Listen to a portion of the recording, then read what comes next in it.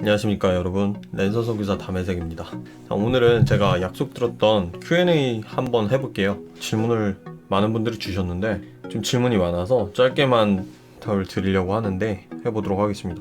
자, 첫 번째 질문은 햄채 몇? 너무 이거 개인적인데요? 이거 맘먹고 먹으면 한 5개 정도는 먹을 수 있지 않을까.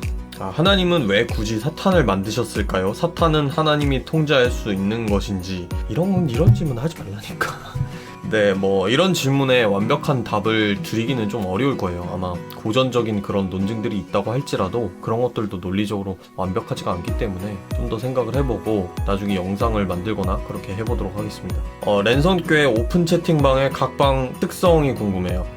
어차피 요새는 한두 명에 따라서도 되게 분위기가 많이 바뀌기 때문에 대충 다 비슷할 거라고 봅니다. 근데 이제 특별히 토론방들과 달리 나눔 A방 같은 경우에는 좀 더 토론보다 신앙 나눔 그런 거에 특성화되어 있는 그런 방이라고 볼 수 있으니까 참고하시면 좋을 것 같아요. 좋아하는 찬양 리스트 공유해주세요.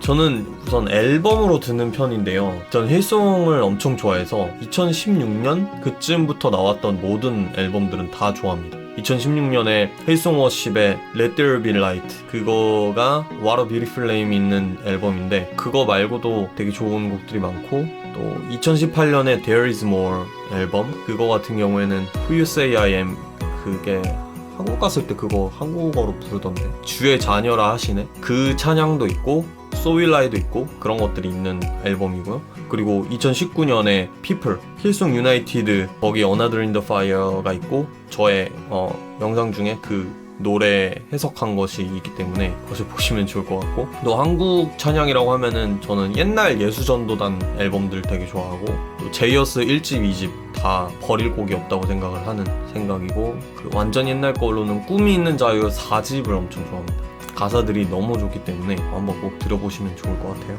자, 아가서를 보통 성도를 향한 주님의 마음을 표현했다고 해석을 하는데 남자로서 이거를 어떤 마음으로 읽으시는지 되게 재밌는 질문인데, 사실 몇 년 전에 비슷한 질문을 아는 누나한테 한 적이 있어요. 그리스도의 신부가 된다, 그리스도와 나중에 어린 양의 혼인잔치에서 결혼을 한다, 이런 메시지가 자매들에게 어떻게 좀 와닿는지, 확실히 남자랑은 좀 다르게 와닿을 것 같아서 그런 걸 물어봤던 적이 있는데, 이제 여자분들은 좀 더 그거를 직접적으로 느끼시는 것 같아요. 근데 우리 형제들 같은 경우에는 그거를 유비적으로 해석을 해야 되잖아요. 뭐 물론 예수님에게 성별이 있다라고 할 수는 없지만 이제 땅에서 활동을 하실 때 남성을 가지고 있으셨기 때문에 아무래도 유추를 하는 게 좀 어려울 수가 있어요. 근데 저의 입장에서는 어차피 어린 양의 혼인잔치다, 뭐 그리스도와의 뭐 결혼이다, 그리스도가 신랑이라면 우리 성도는 신부다, 이런 유비들이 아가서에 나온 그런 사랑 표현도 마찬가지고 그런 것들을 어차피 남자든 여자든 유비적으로 해석을 해야 된다고 생각을 해요. 그걸 직접적으로 뭐 결혼으로 그렇게 생각을 하면 안 되고 그거를 그만큼 친밀한 결합이다라는 그런 유비로 해석을 해야 된다고 생각을 하기 때문에 오히려 자매분들이 그걸 유비적으로 해석하는데 장애가 있지 않을까, 그런 장애물이 되지 않을까라는 생각을 합니다. 이거는 너무 남성 중심적인 해석일 수도 있는데 일단은 저는 그렇게 생각을 합니다. 유비적으로 해석을 해야 된다. 서로 모든 사람을 사랑해야 하지만 그래도 멀리하는 사람이 있다면 멀리하는 사람의 유형 어떻게 되는지 궁금합니다. 저는 저랑 성향이나 성격, 어떤 공동체 내의 직위, 성별, 나이 이런 것들이 거의 흡사한 사람을 일단은 좀 경계하고 보는 편입니다. 왜냐면 그 사람을 경계한다기보다 저 자신의 마음을 좀 경계하는 편인데, 저는 르네지라르의 통찰들을 굉장히 신뢰하는 편이에요. 경험적으로 이것이 맞다고 생각을 하는데, 그 통찰 중에서 갈등이나 질투 같은 것들이 차이에서 일어나는 게 아니라 공통점에서 일어난다, 가까울수록 그런 것들이 일어난다, 이런 통찰이 있는데 전 그게 굉장히 맞다고 생각을 해서요. 그래서 저랑 비슷한 사람들이랑은 갈등이 일어날 확률이 아무래도 높을 것 같다. 그래서 처음엔 끌리지만 그래도 일단은 한 발짝 물러서서 생각을 하는 편입니다. 물론 그럼에도 불구하고 친해지면 좋죠. 네. 자, 3대 몇 쳐요? 이거는 다큐로 받아야 되는 건가? 이거 3대 몇 쳐요라는 거는 해석을 해드리자면 3대 운동, 헬스에서 3대 운동을 몇 킬로를 드냐 이 말인데, 제가 헬스를 하긴 해요. 헬스를 하긴 하는데 안 재봐가지고 300에서 340 사이? 그 정도 들 것 같은데 모르겠어요. 대형교회의 타락과 교회의 분열에 대한 하나님 뜻이 뭘까요? 그러게요. 저도 어디서 뭐하고 계시는지 잘 모르겠는데 아마 그래도 슬퍼하시지 않을까요? 악플로 인한 멘탈적인 상처, 어떻게 극복하시는지 이것도 그러게요. 어떻게 살고 있는지 잘 모르겠습니다. 그냥 살아요. 네. 보통 공부를 일정 수준 이상 하신 분들을 보면 자기 전공이 아닌 주제에 대해서는 말을 아끼거나 몸을 사리던데 님은 항상 모든 주제에 대해 확신이 가득 차 있더군요. 대단하세요. 어떻게 그게 가능하신가요? 자, 이 댓글 같은 경우는 예제로 하나 가져와 봤어요. 대놓고 악플보다도 저는 이런 비꼬아서 뭔가 마음에 상처를 주려고 의도가 보이는 그런 댓글들에 좀 마음이 상하는 편인데, 그럼에도 불구하고 이 질문 자체가 내용은 합리적이라고 생각을 하기 때문에 답변을 한번 해보도록 하겠습니다. 다음에는 좀 더 부드럽게 질문해 주셨으면 좋을 것 같아요. 자, 첫 번째로는 제가 확신을 가지고 말을 할 때가 있어요. 그거는 두 가지 유형이 있습니다. 첫 번째 유형은 레퍼런스가 있는 경우, 저는 전문가가 아니지만 전문가의 의견을 제가 전달해 드리는 경우가 있어요. 그러면은 그게 물론 전문가라 해서 틀리지 않는 건 아니지만 그 전문가의 책임이기 때문에, 근데 항상 제가 이건 어디서 본 거고 이건 어디서 가져온 거고 이렇게 얘기를 하진 않아요. 근데 좀 잘 아시는 분들이 보면은 이 말들이 어디서부터 왔는지를 알고 그렇게 댓글을 남겨주시는 분들도 있습니다. 두 번째로 확신을 가지고 얘기하는 경우는 이성적인, 학문적인 게 아니라 신앙 고백적인 성격의 말일 때, 예를 들면은 이 세상의 희망은 그리스도십니다, 이렇게 얘기할 때 저는 확신을 가지고 얘기합니다. 왜냐면 어차피 이건 이성적, 학문적으로 검증할 수 있는 게 아니라 저의 신앙적인 진술이기 때문에 이런 거는 얘기를 하면서 오히려 다시 되새기고 믿는 거죠. 그리고 제가 확신을 가지고 못 말하는 경우, 조심스럽게 얘기하는 경우가 있는데, 특정 사안에 대해서 레퍼런스가 없이 저의 견해를 말씀드릴 때는 조심스럽게 얘기를 합니다. 이런 거는 어디서 보실 수 있냐면 교회 비판이라던가 이런 영상들에 보시면은 제 자세 자체가 다른 걸 보실 수 있을 거예요. 그리고 또 확신을 가지고 얘기했는데 틀린 경우가 있을 수도 있죠. 그런 경우에는 또 댓글 남겨주시면은 저는 이게 합리적인 비판이다 싶으면은 다시 그 고정 댓글로 올려놓습니다. 대학교 1학년으로 돌아가면 하고 싶은 것은 그냥 아싸리 신학을 하든가 아니면 IT 계열로 전과를 한다. 본인이 신학 덕후임을 언제 알게 되셨는지. 제가 사실은 이 카톨릭 학교라서 졸업을 하려면은 신학 세 수업, 철학 세 수업을 들었어야 되는데 이거 좀 제대로 가르쳐 주세요. 아무것도 모를 때 그 수업들을 들으면서 진짜 재미있다라고 생각을 했었고 관심을 가지게 됐습니다. 근데 사실 이건 제가 되게 잘 안다, 많이 안다라는 뜻으로 하는 말은 아니에요. 저도 그냥 알아가는 단계고, 이거를 붙인 이유는 상대적인 덕후력이라고 보시면 될 것 같아요. 왜냐면 오프라인에 있어서 저만큼 이 부분에 관심을 가지는 비신학대생을 본 적이 없기 때문에, 물론 온라인에서는 저같이 관심이 많은 분들이 좀 있더라고요. 근데 오프라인에는 없었기 때문에 상대적으로 그래도 덕후라고 할 만하지 않나, 그래서 신학 덕후라는 말을 썼습니다. 10년 뒤에 랜선교회는 어떻게 될 것 같습니까? 잘 모르겠어요. 특히 랜선교회 같은 경우에는 제일 종잡을 수 없는, 시작부터가 계획적으로 만들어진 곳이 아니기 때문에 어떻게 될지 모르겠지만, 좀 더 가난한 성도들을 품고 또 교회에 힘든 점이 있는 사람들을 품으면서 좀 더 체계적이 되어서 지역사회 봉사도 하고 가능하다면 예배도 생기고 이런저런 요건을 갖춰 나갈 수 있는 그런 공동체가 되면은 좋을 것 같아요. 하나님이 원하시는 방향대로. 목회를 해보실 생각은 없으셨나요? 진짜 그럴 생각이 전혀 없어서 도망갔는데, 이제 랜선교회를 통해서 거의 준 목회를 경험하고 있는 것 같아요. 그래서 도망갈 수 없는 것인가 이런 생각도 들고, 다른 종교의 우수성을 보면서 이제 기독교가 유일한 길이 아니란 유혹을 받으신 적이 있으신가요? 그리고 믿음이 약해지신 적이 있는지, 아니면 영적 침체를 겪으신 적이 있는지, 이제 비슷한 질문들이 다 있었는데 이제 한꺼번에 답을 드리도록 하겠습니다. 일단은 다른 종교에 끌린 적은 없어요. 왜냐면 일단 기독교라는 종교의 내용상 기독교가 틀렸다라고 이제 결정을 내리기 전에는 다른 종교에 끌릴 수 없는 구조입니다.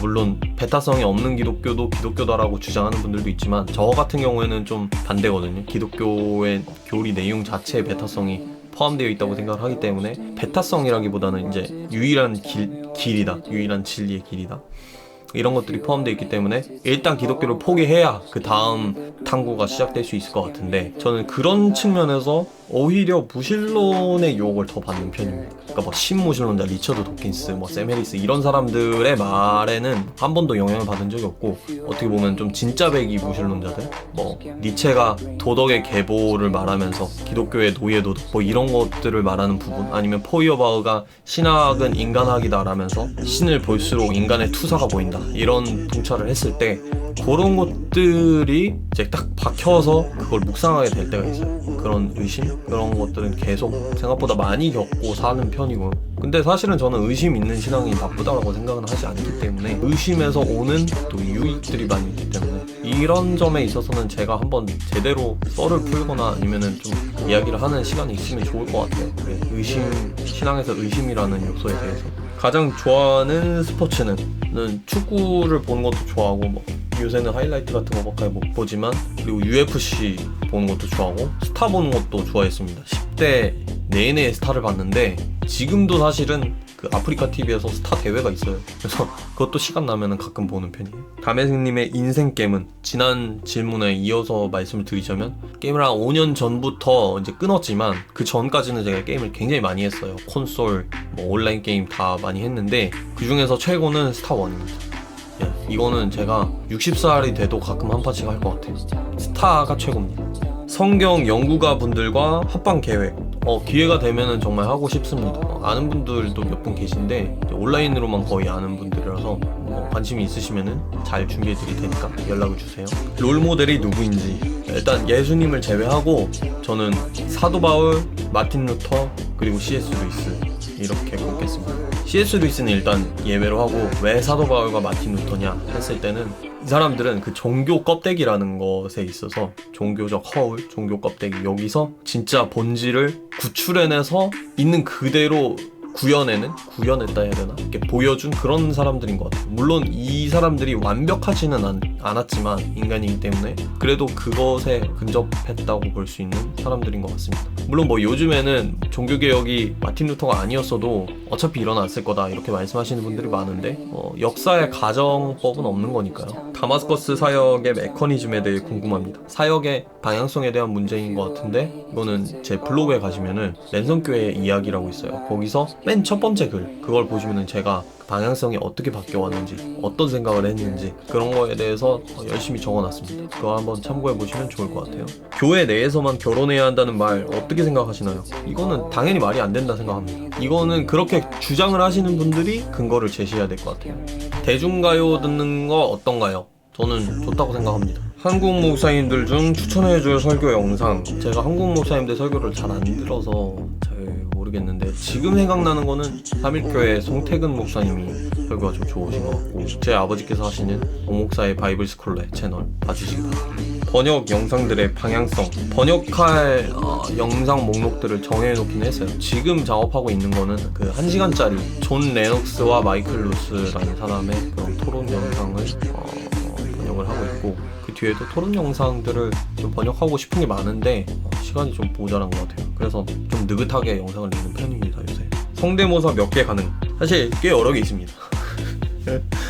꽤 여러 개 있는데 차차 요새 근데 분위기가 되게 진지해져가지고 채널 전체가 언제 할 수 있을지 잘 모르겠어요. 성경을 다 몰라도 구원에 지장 없을까요? 이제 핵심 코어들만 믿을 수 있다면은 구원에는 지장이 없을 거라 생각합니다. 어떻게 성경을 다 알겠어요? 하나님은 어떻게 믿은지 궁금합니다. 이거는 나중에 또 기회가 되면 한번 얘기해 보도록 하겠습니다. 하나님은 왜 인간을 만드셨을까요? 교회에서 이런 질문을 받으면은 사랑하시기 위해서라고 대답을 하지만 사실은 깊게 들어가 보면은 저도 잘 모르겠습니다. 이런 거는 제공된 정보가 없기 때문에 그냥 모른다고 해야 될 것 같아요. 매년 봉숭아학당 같은 교단 총회들을 보면서 참담한 심정입니다. 선교사님 보시기에 우리 2030들이 할 수 있는 일이 뭐가 있을까요? 사실은 그 안 좋은 모습을 보이는 분들도 2030 때에는 정말 피가 끓는 마음으로 교회 개혁을 외치셨을 수도 있습니다. 그럴 확률이 높겠죠. 이제 자리가 사람을 만들었다고 보는데, 우리가 할 수 있는 거는, 우리는 어차피 2030들이 가만히 있으면 시간만 지나도 그 자리에 가게 될 거예요. 결국에는 교계의 주축이 될 거고 사회의 주축이 될 건데, 그때 이 악순환의 고리를 끊을 수 있게 지금부터 잘 준비하고 지금부터 생각을 계속 인지를 하고 있어야 될 것 같아요. 그러면 특별히 엄청난 그런 혁명 이런 걸 안 해도 어차피 우리가 주축이 될 거기 때문에 그때 바꿔나가면 된다고 생각합니다. 물론 그러기 위해서 지금 해야 할 일들이 있겠죠. 지금 맛봐야 하는 그 개혁의 맛, 그런 것도 있고, 변질되지 않기 위해 지금부터 마음을 지키는 것, 그런 것들이 있겠죠. 금식을 한다는 것은 무엇을 뜻하나요? 세상에서 말하는 단식 투쟁과 비슷한 맥락으로 보아야 하나요? 저는 그 진정성을 보여준다는 측면에 있어서는 비슷한 것 같아요. 근데 깊게 이 음식에 대해서 생각을 안 해봐서 이 부분도 잘 아는 분들이 있으면 답글 달아주시면 좋을 것 같아요. 원래 이성을 보면 신경 쓰이는 게 정상인가요? 더 중요한 건 레알 안 좋아하는데 왜 신경이 쓰이는 건지. 자, 그거를 좋아하는 거라고 합니다. 내가 얘를 좋아하지도 않는데 왜 자꾸 생각이 나지? 라는 생각이 드는 순간 이미 끝난 거예요. 이미 50% 정도는 말린 겁니다. 말린 거기 때문에 그냥 인정을 하시고 마음 가신 대로 하시면 돼요. 몇 살이세요? 92년생, 올해 28살입니다. 기독교 서적 중에서 담회생님에게 가장 영향을 많이 준 책이 있다면 소개해주세요. 이거는 좀 고민은 되지만 저는 C.S. 루이스의 순전한 기독교라고 해야 될 것 같습니다. 왜냐면 이 책이 가장 완벽하고 가장 뛰어나서라기보다도 이 책이 저의 삶의 전환점을 준 신앙서적이기 때문에 이 책을 읽고 제가 C.S. 루이스 같은 사람이 되고 싶다라는 무모한 말들을 하고 다녔거든요. 마치 루피가 난 해적왕이 될 남자다 이렇게 얘기한 것처럼 그게 한 6년 전이에요. 그렇게 얘기를 하고 다녔는데 그 무모함이 지금 이 자리까지 오게 한 것 같습니다. 그래서 저는 그런 계기를 만들어준 순전한 기독교를 정말 좋아하고 사랑합니다. 근데 제가 지금 책이 한 권도 없어요. 집에 순전한 기독교는 제 돈 주고 한 7권을 산 것 같은데 살면서 한 권도 없습니다.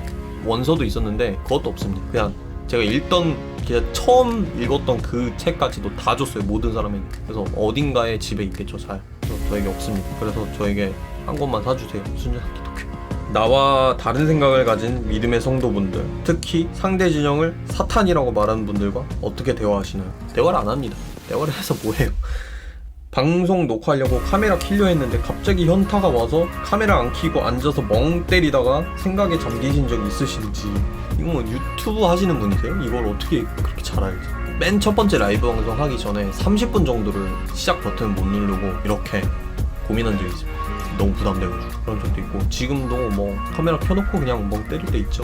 구독자 10만은 언제 하실 예정이신지 채널에 잘못 물어보신 것 같아요. 이거는 케이즈 러브드나 허니의 일상 그런 데 가서서 물어보시면 좋을 10만 이벤트 뭐 할 건지 이런 거 저도 되게 궁금하거든요.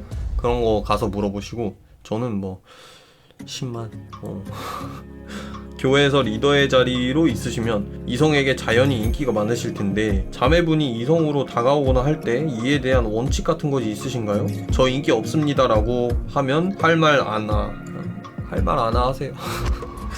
담회생님이 문신을 하게 된다면 무슨 문신을 하고 싶으신지? 저는 근데 개인적으로는 문신을 하고 싶었던 적이 없어서 문신 자체에 대해서 편견이나 나쁘게 생각하는 건 없는데 저는 해보고 싶었던 적이 없는 것 같아요. 만약 기독교인이 아니셨다면 뭘 하고 사셨을 것 같나요? 저는 이거 생각하는 게 기독교인이 애초부터 아니었으면은 그럼에도 불구하고 기독교에 관심이 되게 많았을 것 같아요. 이제 반대 입장에서 아마 기독교 안티 유튜브 채널을 하지 않았을까 그런 생각을 해봅니다. 기독교를 굉장히 많이 깠을 것 같은 생각이 드는데 아무래도 제가 기독교인이다 보니까 기독교에 그래도 팔이 안으로 굽는 게 있어요. 근데 그게 해제되고 나면은 많이 까지 않았을까 싶습니다. 어쨌든 봐주신 여러분들 모두 감사드리고 다음에 또 찾아뵙도록 하겠습니다.